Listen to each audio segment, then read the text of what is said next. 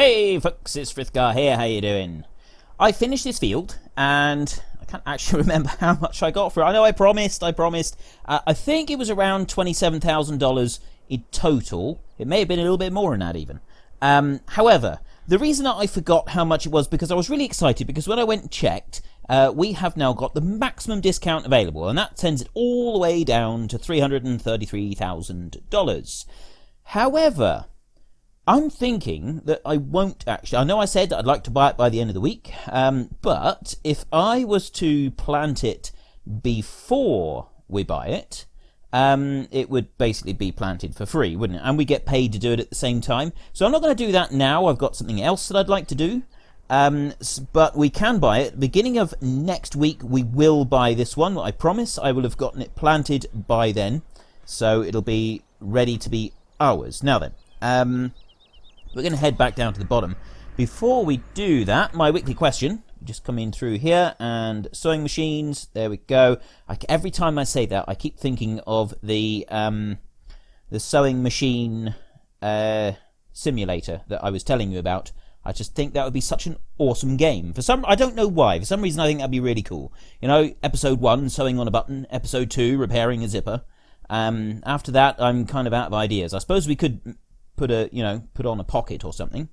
But yeah, anyway, if it ever does come out, I promise I will do a video. Sewing machine simulator. Anyway, the Vardestad 600S is a 6-meter direct drill.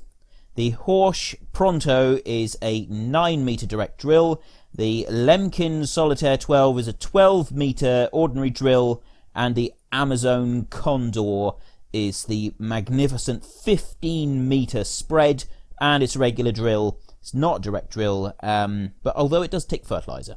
So which one would you like? It's your vote. It's your game. Head into the comment section down below. Let us know which one you want. And don't forget to click on the card that should have come up here and cast your actual vote. Now, I haven't actually given a topic of discussion yesterday. I don't even know if I did. I think I did the day before, but I didn't yesterday. So it'd be interesting to see what people come up with to talk about because I do like the way that a lot of you sort of stay on topic for things that I say, oh, we could talk about this today, and most of you do kind of stay on topic for it. So I didn't actually give any topic of discussion yesterday, and sometimes things can get very varied. But as you can probably tell, I'm recording this before the last episode actually goes live, so it's as much a mystery to me as it is to you at the moment.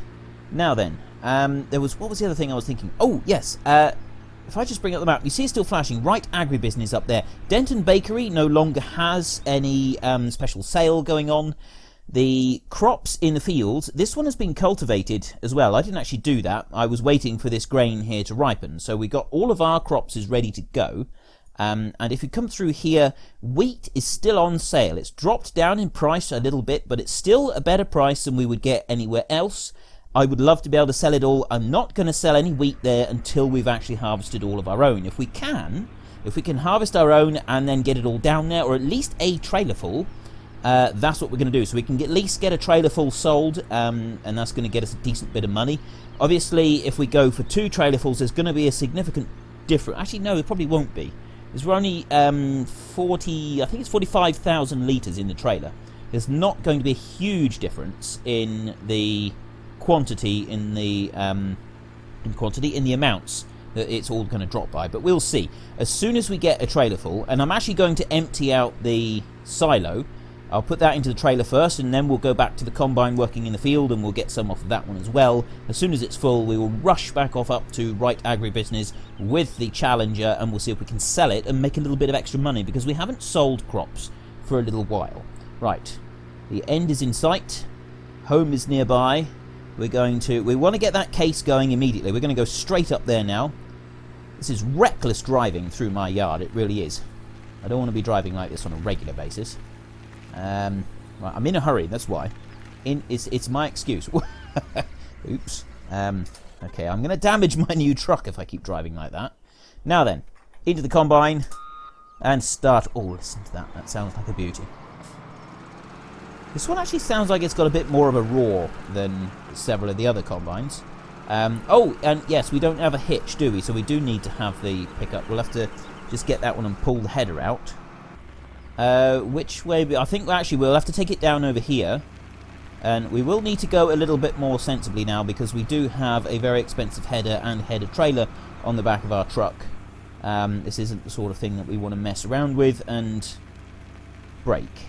We're going to be leaving all of the straw on the ground. We're not going to be chopping it at all. So hopefully we will make a little bit of extra money as well when we come to gather it all up and sell it. But that will come after we sell the wheat. I'm not sure. See, I don't even know if these 3 fields are going to fill up the trailer that we've got. I'm hoping they will. I'm hoping we'll fill them up and then some. Because, I mean, we've got three reasonable fields. I've expanded that one quite a bit. This one we haven't expanded at all. It is a little field, but we're still going to get some good yield out of it.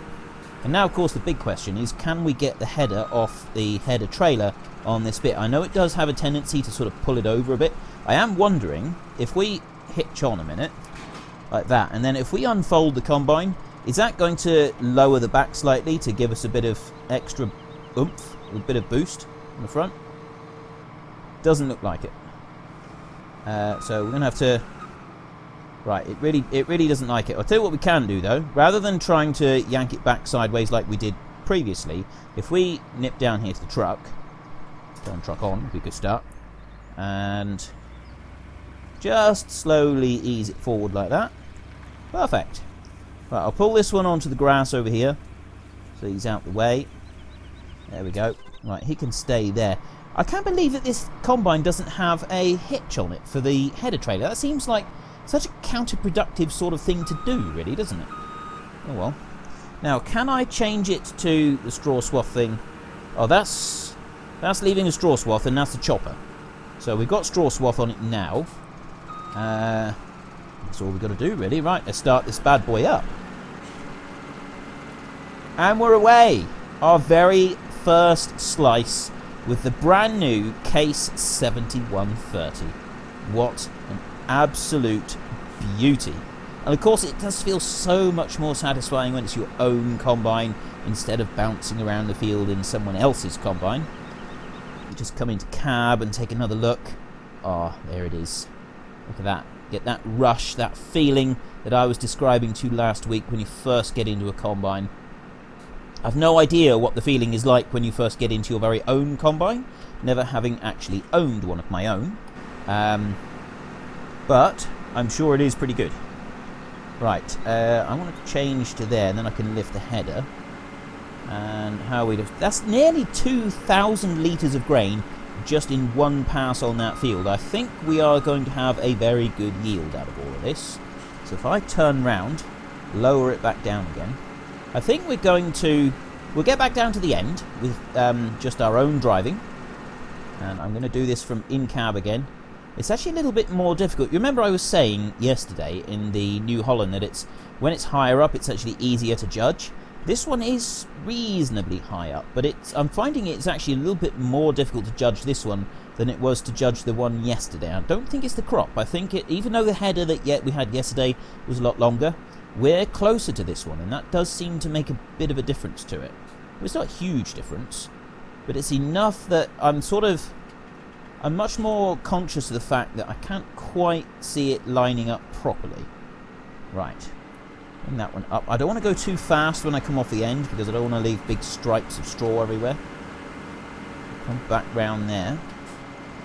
Right, there's two very rough and ropey looking rows. We'll let the hired help carry on and do the rest, because we're going to do a much neater job. Actually, I'll tell you what, if we come up here, the hired help can start from this end of the field, and then they can work their way back towards us. It's the tree stumps that are the only issue. They do sometimes get a bit hung up on the tree stumps. What we'll do when we come to doing the next field, that one right there, I can't remember which one that is, field 14. When we come to do field 14, we'll do one line along the bottom end first, so that the hired help doesn't get stuck on these tree stumps. And we do need to get a stump cutter. We will get a stump grinder and remove them, because I did notice when it was planting it had a bit of an issue with that, didn't it? Right, Challenger. I'm going to actually do something that is worth doing with this tractor. So far, all it's really done is sat around and look pretty, and to be honest, $500,000 is a little bit expensive for a paperweight. So we do want to make it actually earn its money. I suppose we did use it to tow a trailer full of fertiliser. Again, not really worth the £500,000 price tag, was it? So we can put it on a bit of grain carting today, and then next week, hopefully, it'll be able to do a significantly better job of planting fields when we bring out a huge, great big drill. It doesn't really matter which one it is. I know that one of those drills could go onto the Valtra, but only the smallest one. The rest of them I don't think the Valtra would be able to cope with. Or if it did, it would really, really struggle. Right, I'm going to come under here, and I'm going to stick the wheat that we've got in here. I just want to double check, actually, that it's still, yes, still on sale. And the price is still dropping. Why is it dropping so much? It's gone down by $60 $60 a thousand it is. It's still high. So we are still going to get some money, but not as much as we were originally. A little bit disappointing. Still, our crop wasn't ready, so it can't be helped. We'll eventually get an absolute killer price for a huge, great big crop. I am looking forward to the day. I'm just not quite sure when that day is going to be. And there is our little tiny bit of wheat there on the floor. Probably just 30 or 40 litres. But it's our little monument to our very first tip anywhere. What a day that was. I tell you, I was very excited when we first did that. Very pleased about it. It just seems like old news now. Oh yeah, we can tip anywhere. Yeah, we know. What else is new? And how's the combat? Right, if we let that one come back down this end, and then we'll unload as we go back down the field, that should give us a bit more in this trailer. How much does this trailer hold? Is this 45? Yeah, it is actually. It is 45. We're on 40%. That would be roughly 45,000 litres. So I'll let that one come down here, and then we will meet it to empty it out. Well, he's flashing away there, so he's getting close. He's above 80%. I seen the funniest video for a long time. I think it was only yesterday, and it was absolutely brilliant. And it's something that I would like to see in Farming Simulator. I think it would be absolutely brilliant if we could see it in Farming Simulator. A combine was combining corn, and he was belting down across the field. He's absolutely herring his way across the field. He was doing magnificent time, and he'd obviously had the buzzer go off to say, well, I'm assuming it's a buzzer. I always used to have a buzzer in my cab that would say when you'd reached the maximum point on the grain tank, and like all good combine drivers, he just callously ignored the buzzer and kept right on going, because we all know you can fit a bit extra into the tank. And he kept going, and he kept going, and he kept going. And then he realised that the grain was actually, the corn was pouring down in a golden wave across the front of his cab. So he stopped instantly. The whole combine. This is really, really difficult to steer.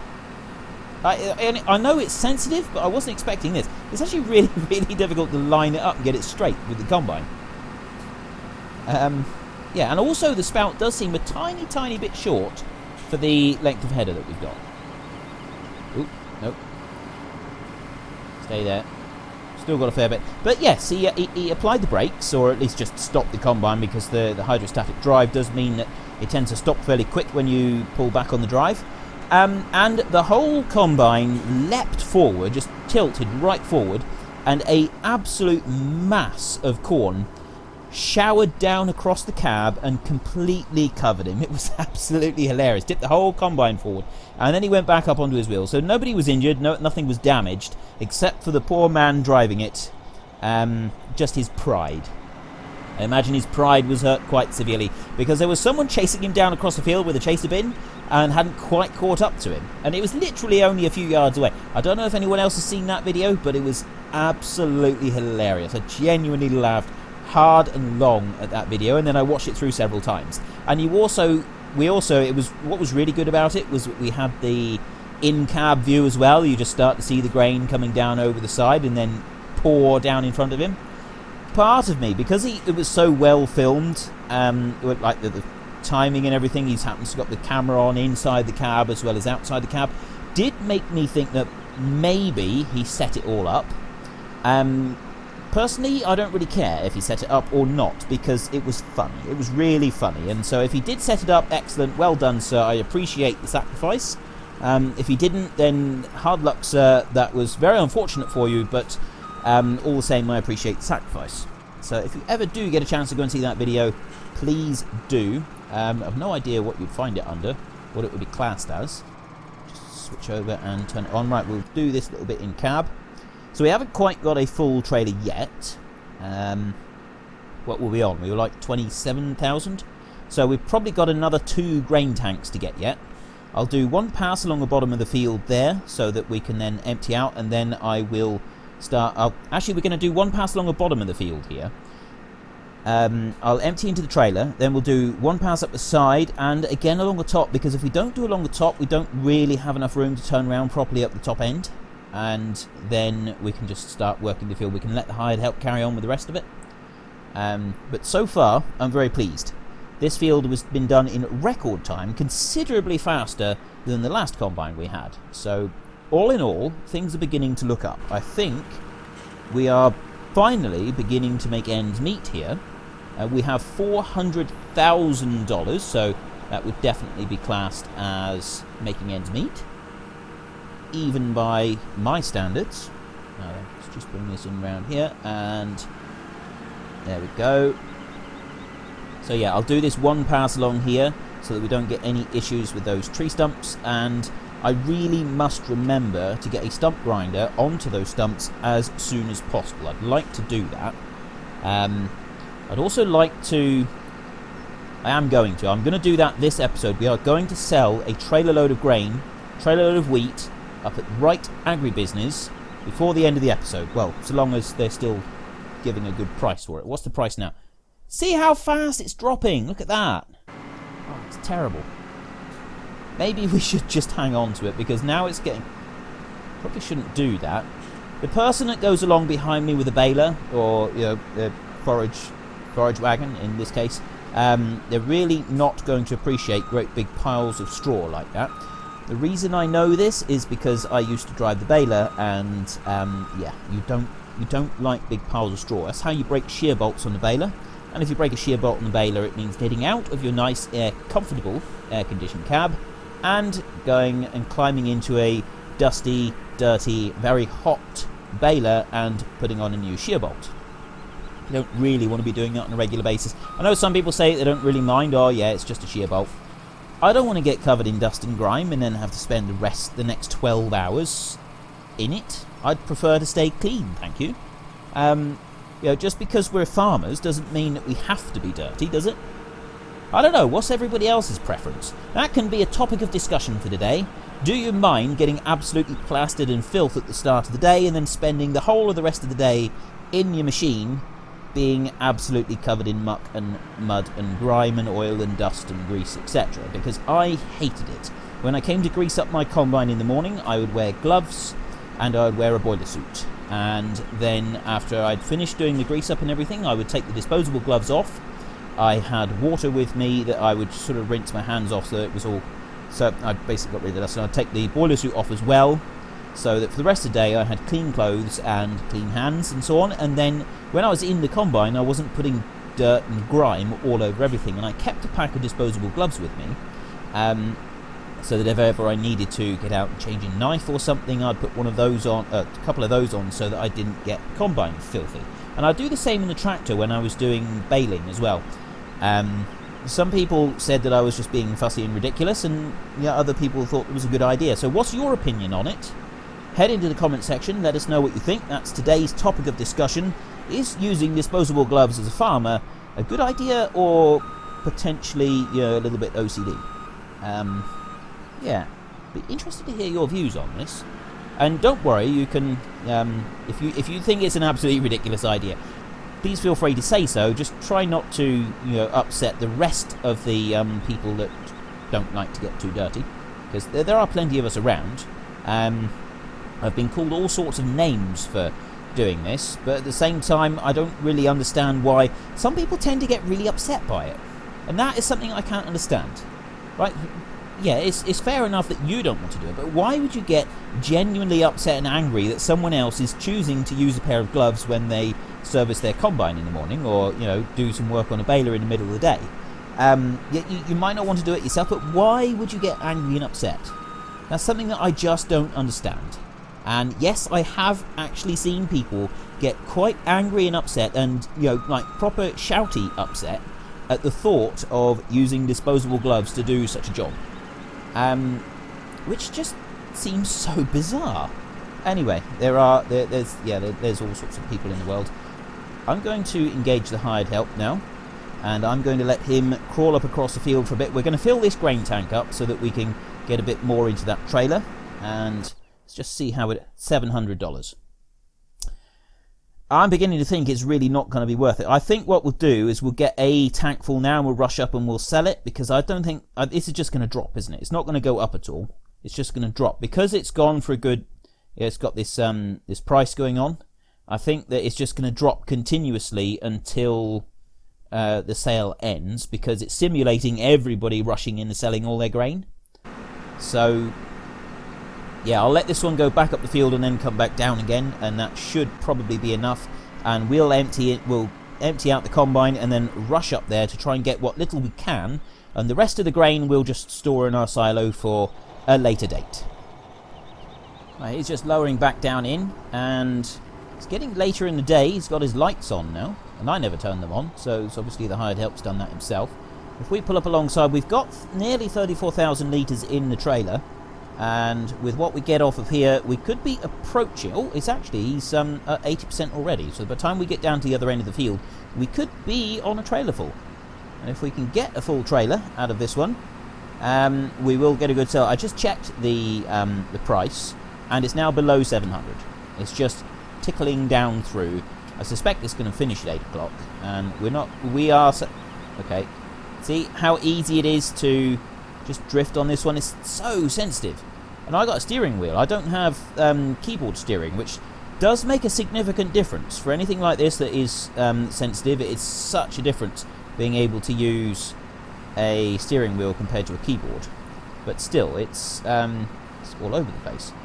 Right, we are 44,112, which is just under 900 litres short of a completely full trailer. So we're going to rush this up as fast as we can up to Wright Agribusiness, which is up by field 1 again, up the top. I'll show you there on the map. If you have a look, it's right on the top left-hand side, flashing away. We've got to get back up there before the sale ends, and before too much 692?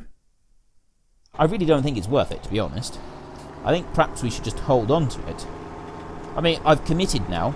I'm just wondering if the if I was making the right choice. There's much wisdom in this, or if it's mainly folly.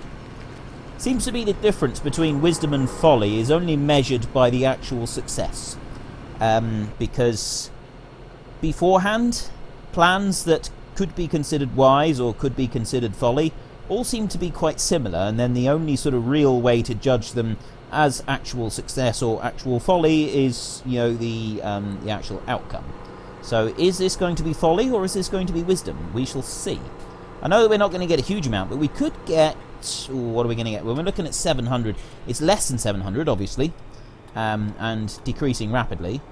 But we could still end up... what are we going to end up with? I reckon $25,000.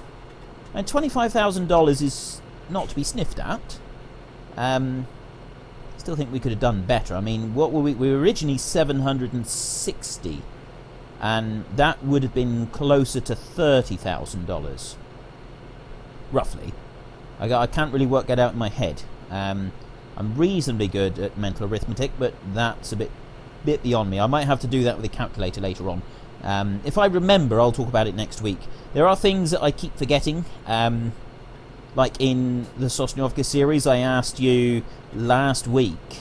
No, not last week. It was the week before. I asked what the sign said above the shelter on the side, and I thought it would be something to do with the bus stop. And someone did actually reply, and they told me that it is actually bus stop in Russian. I completely forgot about it and completely forgot to mention it.